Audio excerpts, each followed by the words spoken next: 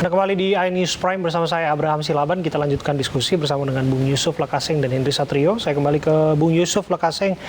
Bung Yusuf, apakah Anda menilai sebagaimana wacana dan narasi yang dibangun publik di luar sana bahwa Anies Baswedan mencoba untuk mencari panggung dari kritiknya terhadap jalan dibangun oleh Jokowi? Ya sah-sah aja, ada figur bakal calon presiden mencoba mencari isu lalu diungkapkan ke publik agar mungkin dia punya diferensiasi atau dianggap punya gagasan. Tapi lagi-lagi memang data harus lengkap, jangan bermain-main dengan data karena kalau salah dikoreksi itu menjadi pukulan balik buat orang yang bicara itu ya. Dan saya kira apalagi perlu banyak hal lagi yang harus diungkap ya untuk membuat Anies ya agar sesuai dengan citra yang mereka bangun sebagai calon presiden pembawa perubahan dan perbaikan gitu ya. Saya melihat sih itu yang belum dieksplor, itu yang belum diungkap ke permukaan ya. Masih malu-malu kucing. Padahal mestinya sekarang ini harus sudah menyatakan dengan tegas. Misalnya legasi paling besar Pak Jokowi kan IKN nih. Mestinya Anies sebagai calon presiden yang menggaungkan gagasan perubahan dan perbaikan harus bilang saya nggak setuju itu IKN dibangun, itu menghambur-hamburkan anggaran misalnya ya. Tapi itu juga tidak keluar, masih safety player, jadi masih main aman semuanya sehingga saya sih merasa bahwa ide gagasan dan gagasan perubahan dan perbaikan itu demagogi dan ya lip service saja karena belum terlihat di mana bedanya gitu, di mana keunggulannya, di mana diferensiasinya ya, di mana harapan baru yang sedang dibangun oleh mereka. Itu saja. Soal peruntukan jalan tol yang dimaksud itu kan jalan berbayar. Kenapa? Soal peruntukan jalan tol yang dimaksud tadi bahwa Pak Jokowi dianggap membangun jalan tol yang pada prinsipnya adalah jalan berbayar dan lain sebagainya. Ya itu memang harus, itu kan biasa saja di banyak negara juga ada jalan berbayar, ada jalan tidak berbayar. Karena memang kan bangun jalan tol kan bukan anggaran yang murah ya. Itu besar, dibutuhkan anggaran besar dan konsepnya itu baik untuk memajukan perekonomian kita ya, karena biaya logistik jadi betul-betul murah, jadi betul-betul efisien, harga komoditi kita jadi kompetitif. Kalau tidak itu justru menurut saya kapan kita majunya dalam hal membangun jalan tol. Jokowi benar.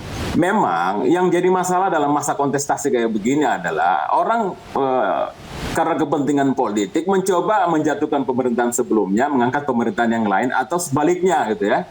Nah ini yang tidak saya kurang setuju ya. Menurut saya sih setiap pemerintahan itu semua membangun ya. Misalnya kalau dilihat sekarang jalan tol Pak Jokowi lebih panjang dibanding PSBB. Tapi ada jalan tidak berbayar kabupaten dan provinsi misalnya PSBB lebih panjang. Saya kira jika itu disinambungkan, semuanya itu akan menjadi sebuah penjumlahan antara satu pemerintahan dengan pemerintahan lain yang menambah kemajuan negeri kita ya.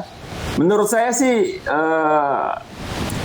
calon presiden sekarang ini tidak lagi harusnya sama mereka beradu gagasan, misalnya Pak Anies, Pak Ganjar, Pak Prabowo, apa yang mau mereka bangun. Pak Jokowi kan sudah kelihatan ya apa yang dia bangun. Nah mereka apa yang mereka bangun, itu yang harus diperlihatkan, dipertontonkan ke rakyat. Saya bergeser ke Bung Hensat. Bung Hensat, kalau disebutkan tadi pun kalau cari panggung itu sah-sah saja. Tapi pada akhirnya disebutkan data yang diambil ataupun diadopsi itu tidak akurat lain sebagainya. Bagaimana jawaban Anda? Yang pertama, kalau saya lihat kemarin itu dia bukan nyari panggung tuh Bang Abraham. Dia memang ada di atas panggung tuh kemarin. Jadi nggak cari panggung lagi dia. Nah kemudian yang dia bacakan itu kan data yang disampaikan oleh salah satu media nasional. Jadi Pak SBY itu membangun jalan 144.820-an kilometer, sementara Pak Jokowi hanya 30.613 km. Jadi itu data yang dipilih. Jadi yang dipilih dibacakan oleh Anies kemarin itu adalah penggabungan jumlah panjang jalan nasional plus jalan provinsi plus jalan kabupaten kota. Kenapa yang dibacakan itu kalau saya tidak salah, dia memulai pembicaraan dari pesan kunci keadilan sosial dan kesetaraan. Jadi maksudnya bila pembangunan infrastruktur yang memakan biaya hingga 2.700-an triliun itu digunakan untuk pembangunan yang gratis, yang artinya bisa dimanfaatkan oleh semua pihak, dimanfaatkan oleh seluruh rakyat, itu lebih berkeadilan sosial dan setara. Jadi kemarin itu perbincangannya ada di sana.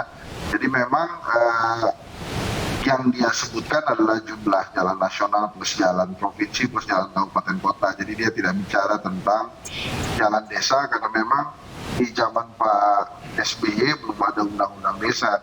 Nah kalau jalan tol, jalan berbayar memang Pak Jokowi membangun itu lebih banyak ya. Bung Henry Satrio. Ya, sampai di sana Bung Henry, mohon maaf. Itu lebih ke investornya yang sejahtera, mungkin begitu Pak. Apakah kemudian dengan mengkritik jalan ini, Anies Baswedan ingin menegaskan bahwa dirinya adalah betul-betul antitesa dari Presiden Jokowi dan pembangunannya saat ini? Oh, kalau itu setiap presiden 2 periode dimanapun, tidak hanya di Indonesia, termasuk di Amerika pun begitu, bahwa pesannya adalah perubahan.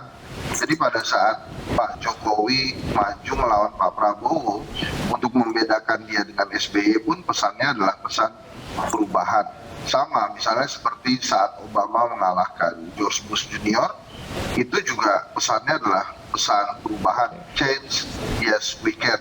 Bahkan Trump pada saat mengalahkan Hillary Clinton yang di-endorse oleh Obama pun pesan komunikasinya adalah perubahan. Jadi memang perubahan ini adalah keniscayaan yang ditunggu oleh masyarakat dimanapun di seluruh dunia, bahwa memang ritual 10 tahunan pergantian pemimpin ini bukan tentang keberlanjutan, tapi juga tentang tentang perubahan. Karena kalau berlanjut terus, inti dari demokrasi tidak ada, jadi bentuknya seperti monarki kerajaan aja, harus dilanjutkan.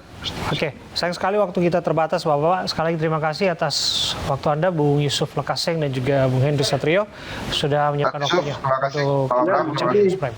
Mas Henry. Gimana? Mas Abraham. Mana, Bung Yusuf? Apa? Itu kita tutup tadi, Bang Abraham. Sesuai instruksi Bang Abraham aja. Sekali lagi terima kasih. Terima kasih atas waktu Anda, Bapak-Bapak.